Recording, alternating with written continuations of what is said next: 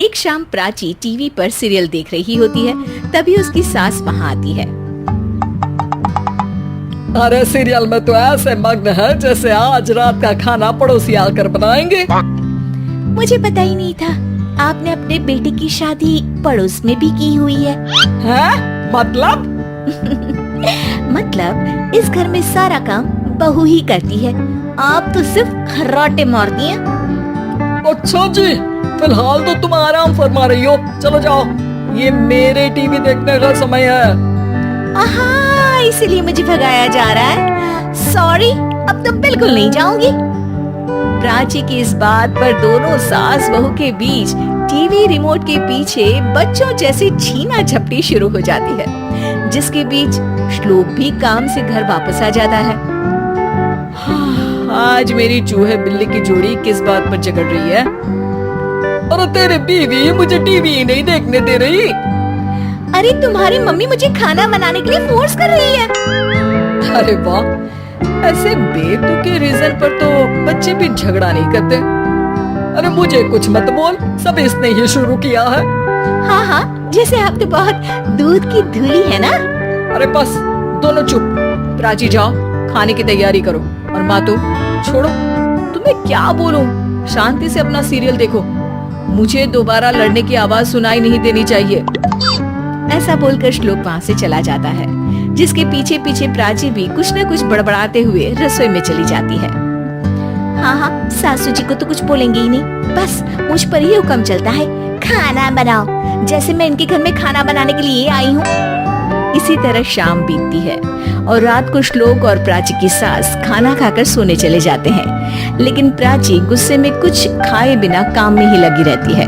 इस घर में किसी को घंटा फिक्र नहीं पड़ता, मैं खाऊं या भूखी रहूं। प्राची कुछ देर के लिए रसोई से बाहर जाती है और जैसे ही वापस आती है तो वहाँ दूध का भरा ग्लास देखकर हैरान रह जाती है। फिक्र पूरी है, बस दिखाना नहीं है। प्राची दूध पीकर सोने चली जाती है और अगली सुबह एक बार फिर सास बहू का कार्टून नेटवर्क स्टार्ट हो जाता है। ये तुमने ही किया है। अरे अजीब जबरदस्ती है, मैं बोल रही हूँ मैंने कुछ नहीं किया। दोनों ने मिलकर पूरे घर को पागल खाना बनाया हुआ है। यहाँ कोई नॉर्मल इंसान तो रह ही नहीं सकता, इसीलिए अब पड़ोसी क्या रिश्तेदार भी घर आने से कतराते हैं। और सुन बेटे, तू भी चंगा, तेरी माँ भी चंगी, तेरी बीवी भी चंगी, रिश्तेदार। हाँ जी, आपको नहीं पता क्या, गंगाधर ही शक्तिमान है, रिश्तेदार ही। हाँ हाँ, बस समझ गया। कभी जानवरों जैसे लड़ेंगी तो कभी जुगलबंदी करेंगी। भाई मैं आप दोनों के बीच में नहीं फंसना चाहता। सास बहू की इस मनमौजी जोड़ी से परेशान होकर श्लोक अपना सिर खुजलाता वहाँ से चला जाता है। चलो अब मैं भी कीर्तन में जा रही हूँ। इस पर जैसे ही सास कमरे में अपना पर्स लेने जाती है तो वहाँ नाश्ते की प्लेट रखी देख मुस्कुराने लगती है और नाश्ता करके घर से बाहर निकलते हुए कुछ पैसे टेबल पर रख जाती है, जिसके कुछ देर बाद सिलेंडर वाला घर आता है। उमरी मैया, मैं सिलेंडर के बारे में तो बिल्कुल भूल ही गई थी। घर खर्च के सारे पैसे भी मम्मी के पास है और श्लोक से बोला तो उल्टा 4 बात सुनाएंगे।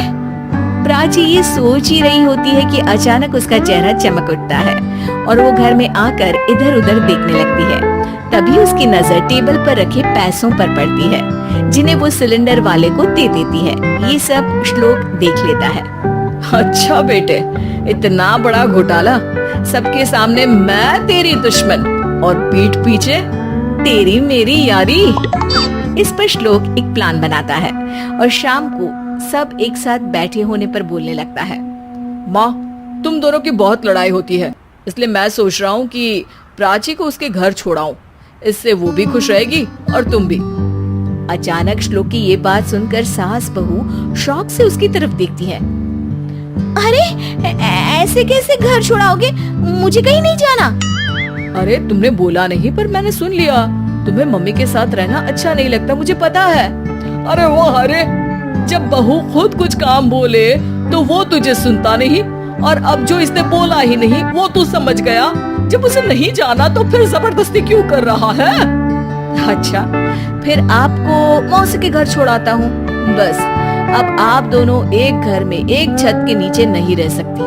मैं इस टॉम एंड जेरी की जोड़ी को और नहीं झेल सकता। है? ऐसे कैसे नहीं रह सकते? तुम्हें इतनी दिक्कत है तो तुम्हारा बोरिया बिस्तर पैक कर देती हूँ, लेकिन मम्मी जी कहीं नहीं जाएंगी। बिल्कुल यही सुनना था मुझे। अगर दोनों में इतना ही प्यार है फिर हर वक्त ये लड़ाई का नाटक क्यों करती हो? देखा मैंने कैसे माँ किचन में दूध रखती है और तुम उनके लिए कमरे में नाश्ता रखती हो, और कैसे वो पहले ही तुम्हारी दिक्कत समझकर घर में पैसे रखकर बाहर जाती है। अरे भाई, इतना ड्रामा तो डेली सोप में भी नहीं होता जितना तुम दोनों ने इस घर में फैलाया हुआ है। तू हमें टॉम एंड जेरी बोलता है ना, तो याद कर वो दोनों भी एक दूसरे को बाहर वालों की बुरी नजर से बचाने के लिए हमेशा सबके सामने लड़ते थे, लेकिन अकेले में दिक्कत के समय मदद भी तो करते थे। बस हमारा रिश्ता भी कुछ ऐसा ही है।